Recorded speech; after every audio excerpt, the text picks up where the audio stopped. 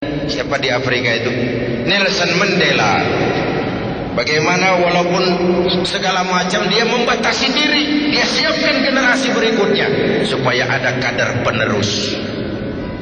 Ketika kadernya kader penerus, organisasi sehat, demokrasi jalan.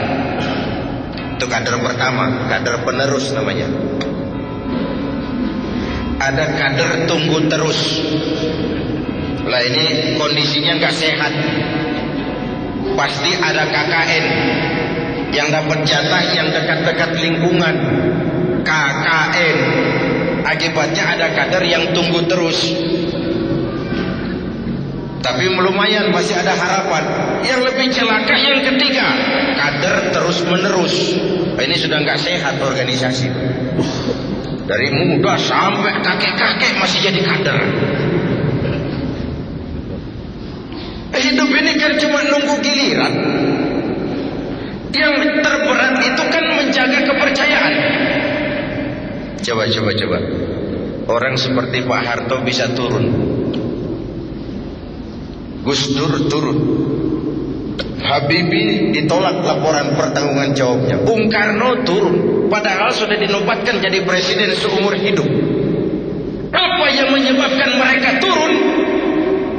Kehilangan legalitas, kehilangan legitimasi. Kenapa kehilangan legitimasi? Tidak bisa menjaga kepercayaan. Tidak punya uang, bisa pinjam. Tidak punya beras, bisa minta. Tidak dipercaya, turun. Lihat kepercayaan. Orang seperti Fidel Castro, orang seperti Saddam Hussein, orang seperti Muammar Gaddafi, secara ekonomi diembargo habis-habisan oleh Amerika, dikucilkan dari pergaulan internasional. Tapi Castro tetap memimpin Kuba, Saddam tetap memimpin Irak, Gaddafi tetap memimpin Libya. Kenapa? Secara umum rakyat punya trust, percaya kepada pemimpinnya. Percaya. Percaya.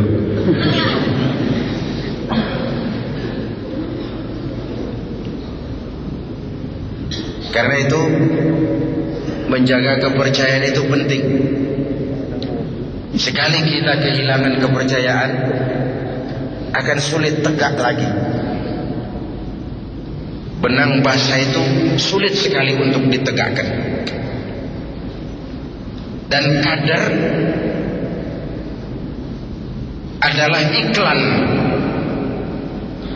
Hadirin yang saya hormati, ini kiat pertama. Menghadapi panggilan kanan, kiri, depan, belakang, mantapkan keimanan. Berjuang karena iman. Berpolitik untuk kepentingan agama, bukan menggunakan agama demi kepentingan politik. Topeng.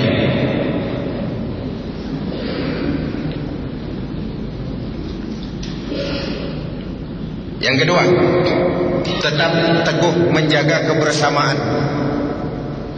solidaritas, kekompakan dan keutuhan, menghargai perbedaan. Jangan perbedaan dianggap sebagai permusuhan. Apalagi kita sudah melewati hari-hari yang penuh hura-hura. Tukang kompor lebih banyak daripada tukang lem. Musim Pak Bendot, kipas, angin. Kita rakyat selama ini cuma jadi address. Semua kalau pidato demi rakyat, untuk rakyat, buat kepentingan rakyat, padahal kepentingan dewek. Tidak pernah kenal sama rakyat. Rakyat cuma jadi address, orang numpang alamat. Saya ingat almarhum Panglima Besar Sudirman pernah bilang, tidak ada kemenangan kalau tidak ada kekuatan. Tidak ada kekuatan kalau tidak ada persatuan dan kesatuan. Tidak mungkin terwujud persatuan dan kesatuan tanpa semangat silaturahmi. Mau menang harus kuat. Mau kuat harus bersatu. Mau bersatu, hidupkan budaya silaturahmi. Hadirin yang saya hormati, begitulah kebersamaan yang kita perlukan, walaupun tidak harus selalu bersama-sama. Sehingga dengan kebersamaan, saya yakin kita akan bisa menata hari esok yang lebih baik buat bangsa, negara, dan agama yang kita cintai ini. Kemudian yang ketiga, berjuanglah sebagaimana harusnya, tapi jangan lupa sandaran vertikal kita, minta tolong kepada Allah Subhanahu wa ta'ala. Kalau kita hitung sejak Juli sampai sekarang, begitu cepat perubahan terjadi. Juni, Juli, mulai dari digelarnya sidang istimewa, dicabutnya mandat yang diberikan kepada Gus Dur, dikukuhkan Bu Mega sebagai presiden, dipilih Pak Hamzah sebagai wakil presiden.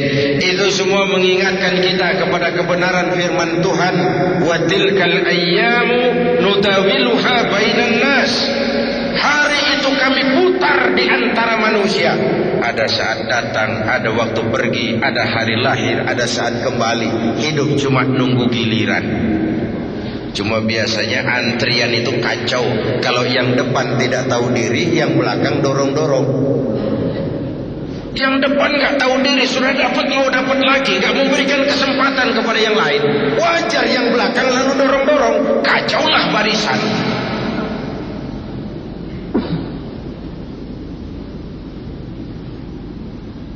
Hadirin yang saya hormati,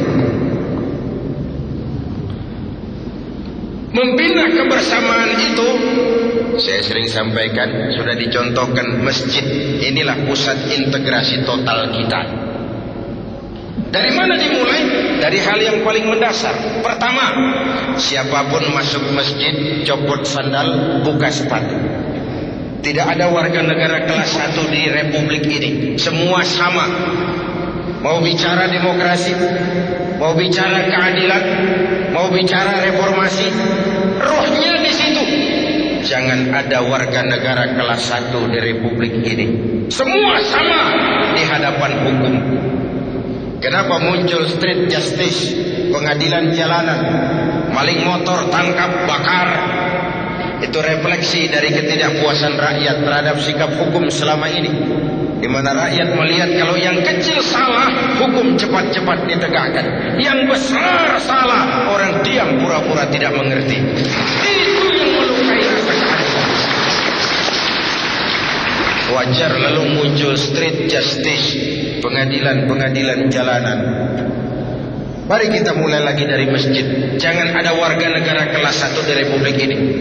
Jabatan bukan lagi kekuasaan dan fasilitas, tapi pengabdian, kerja bakti. Negara sedang sakit. Malah orang Belanda bilang, Lauden is Leiden. Memimpin adalah jalan untuk menderita. Pemimpin adalah orang yang kesepian. Di dunia diikat dengan berbagai macam aturan, di akhirat akan dibuka perkaranya yang besar-besar. Pemimpin adalah jalan untuk menderita. Hadirin yang saya hormati, sudah copot sendal? Sudah Pak. Sudah buka sepatu? Sudah. Ayo masuk ke dalam. Kalau sudah masuk ke dalam sini, yang datang dari utara menghadap ke arah kiblat. Yang datang dari timur, dari selatan, dari barat menghadap semua ke arah kiblat. Coba lihat. Bukan soal dari mana kau datang, tapi satu arah menghadap. Bukan soal dari mana kau datang, tapi satu komitmenmu